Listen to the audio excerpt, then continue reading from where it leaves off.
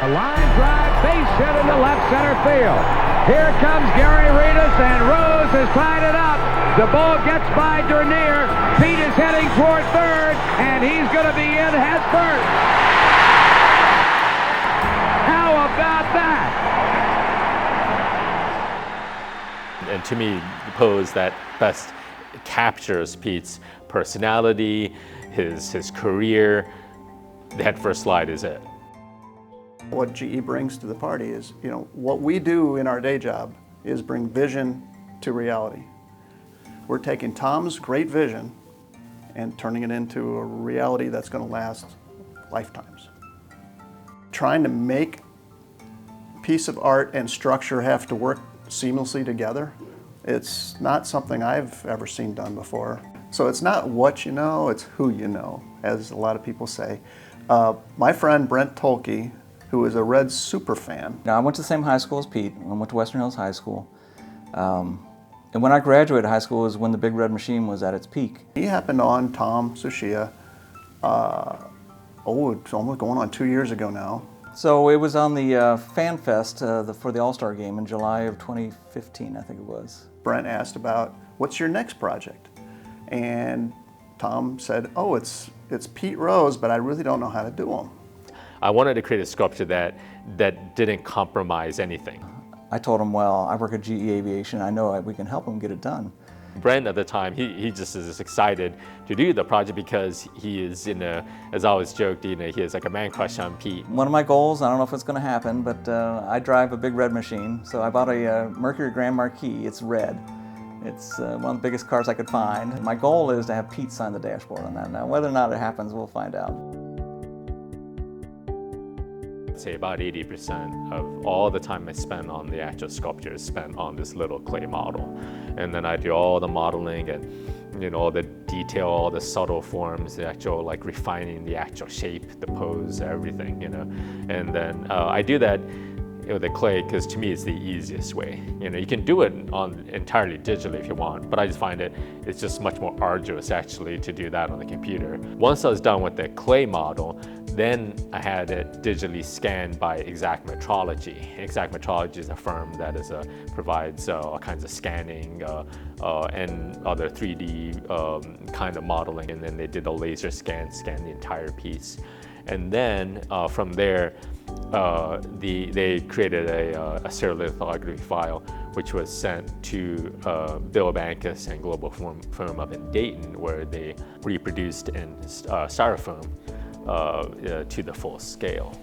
One of the things I had in mind, this goes back 10 years or more, was I thought it would be nice to have this skeleton designed in the computer where we can just shape it in there. And then instead of just buying stock pieces that we can sort of weld or group, we can model kind of organically, kind of fit it just into the arms area just perfectly in there, and it's something that could be cast.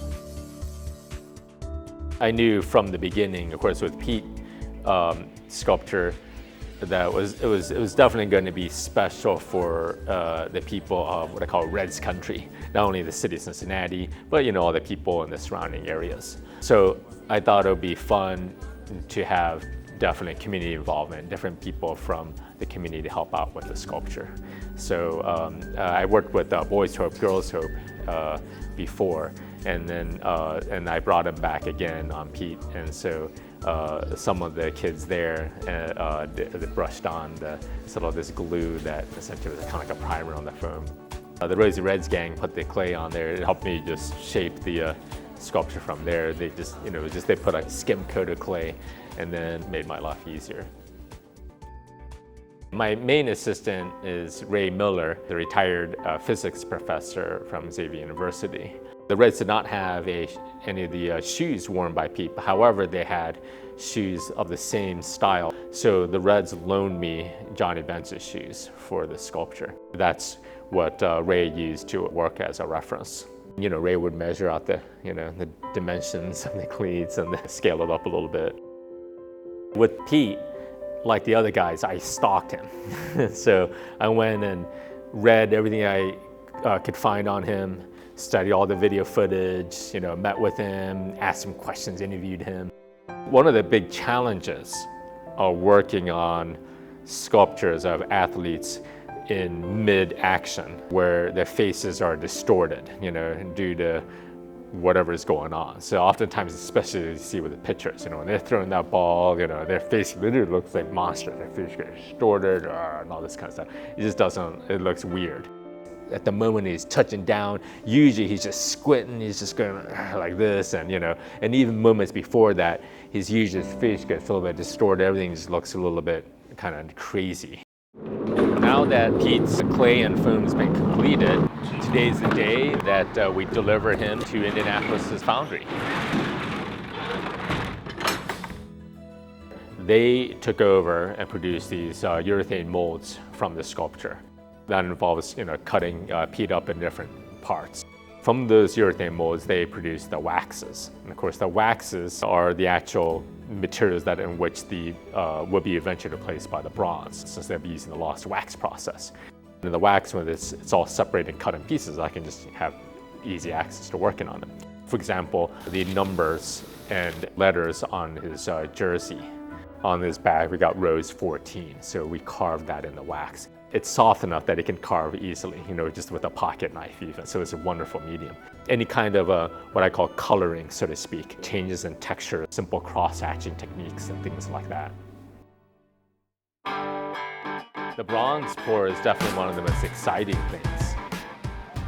As you're feeding metal into the crucible, you need to heat it up, especially with our induction furnace, you need to heat it up at a certain rate.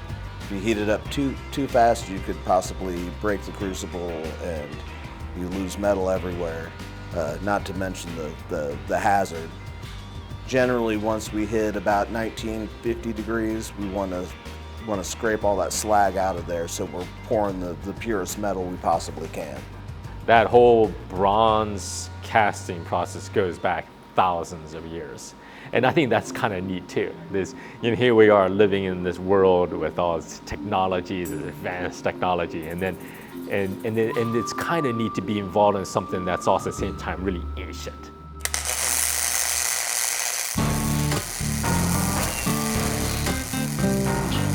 I've started the process of hard welding. Once I'm done today, it'll all be welded together, and then they'll have to be reground to match Tom Tsuchiya's. This piece, because it is built around an internal armature, it's got to stay stationary. So I have to weld upside down and backwards, forward, sideways, and all directions.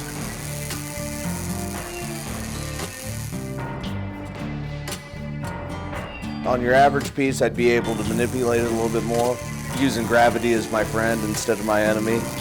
If I've done my job right, they will never know it was cut into 20 pieces or however many pieces we cut it into.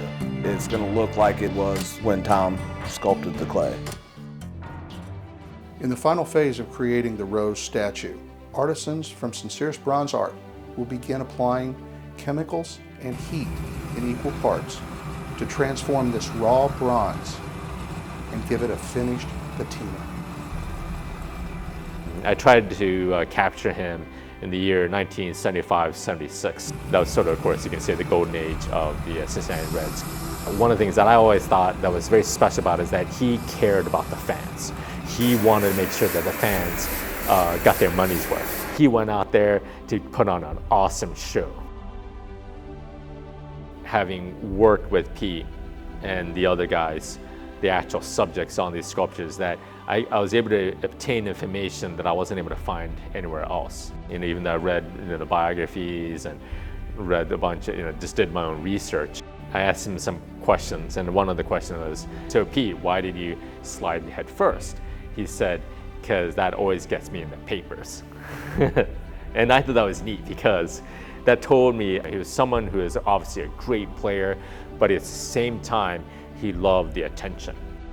It certainly helps my job out because, obviously I think he cultivated a certain image. He was very conscious of that. So in the media, so the idea of having this crazy hair and the sideburns and, going head first and it's flying, that's dramatic stuff. That's good material for an artist. And he's going to be in head first. How about that?